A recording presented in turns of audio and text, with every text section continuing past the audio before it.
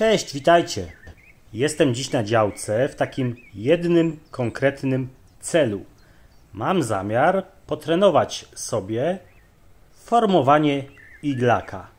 Na przykładzie tej oto tujki, która jak widzicie jest już troszkę uformowana w taką kulkę, ale ja mam zamiar dzisiaj troszkę wyeksponować jej piękne 3 nóżki, które chowają się w tym zielonym gąszczu. No to zobaczymy, jak mi to wyjdzie.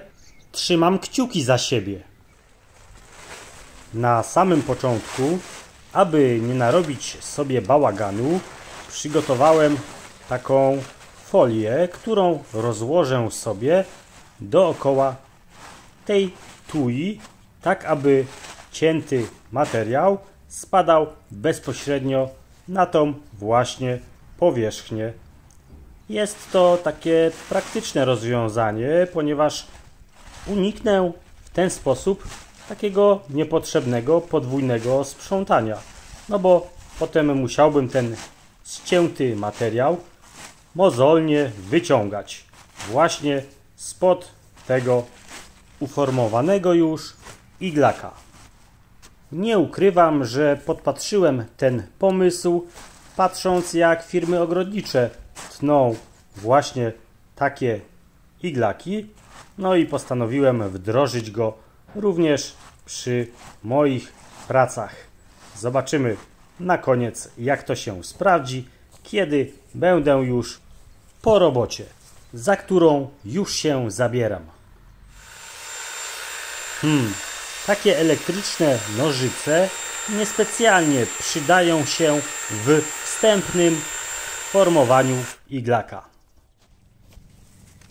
Trzeba do niego podejść indywidualnie. Na początek najlepiej usunąć sobie takie oto suche pozostałości, które nagromadziły się w jego wnętrzu.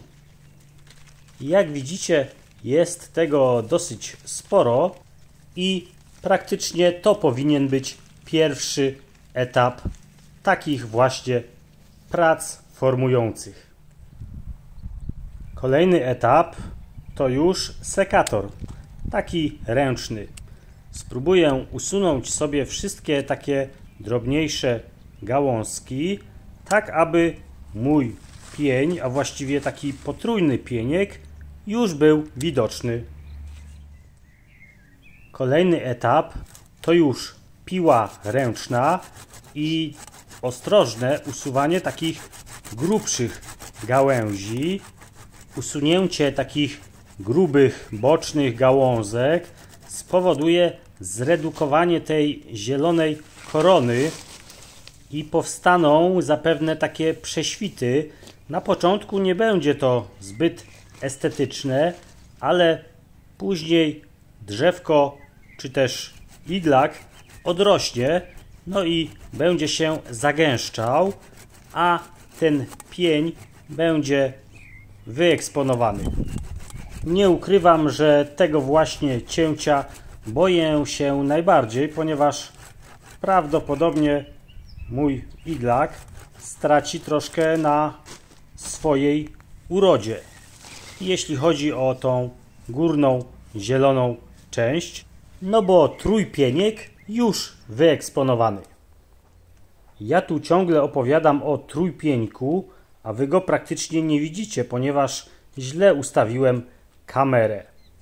No nic, na razie spróbuję przyciąć tą górną część, formując z niej kulkę i jak widzicie używam do tego już kolejnego narzędzia.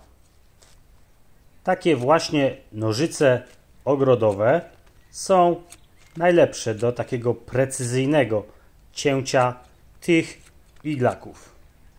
Sprawdzają się o wiele lepiej niż takie elektryczne nożyce, które mieliście okazję zobaczyć na początku filmu. Ten etap cięcia również należy wykonać bardzo ostrożnie, aby nie przeszarżować. Zwykle mam problem z określeniem tego momentu właśnie przeszarżowania. Jak widzicie, tutaj zielony dywanik sprawdza się wyśmienicie. Wszystko, co jest cięte, spada w odpowiednie miejsce.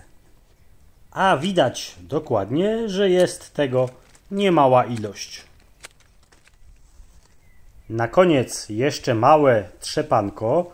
No i tutaj widzicie te 3 nóżki, o których wcześniej wspominałem, a wy praktycznie ich nie widzieliście.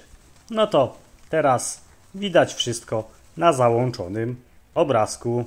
Tak prawdę mówiąc, średnio jestem zadowolony z tej mojej pracy, ponieważ ta korona jest zbyt rzadka.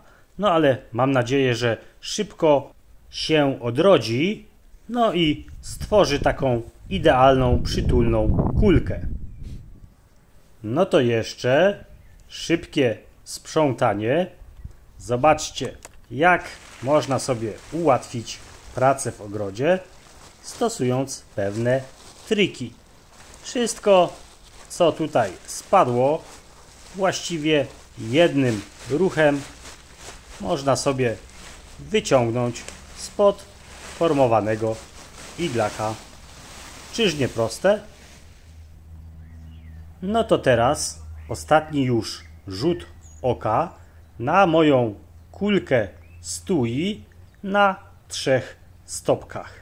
Wyszło to w taki sposób, jak już wcześniej wspomniałem, tak nie do końca jestem zadowolony, ale myślę, że gdy to wszystko zacznie odrastać, mam tu na myśli tą koronę w postaci kulki, no bo zapewne od tych pieńków również pojawią się jakieś odrosty, ale one akurat będą niepożądane i będę chciał je usuwać. A cała reszta niech jak najszybciej odrasta. A gdy już odrośnie, no to taką właśnie kulkę w bardzo fajny sposób będzie formowało się takimi nożycami elektrycznymi lub też spalinowymi i będzie to wtedy bardzo proste.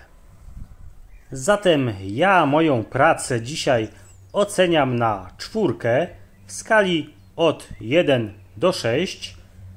No i obiecuję, że następnym razem się poprawię i ta kulka będzie taka bardziej wyrazista. Trzymajcie się.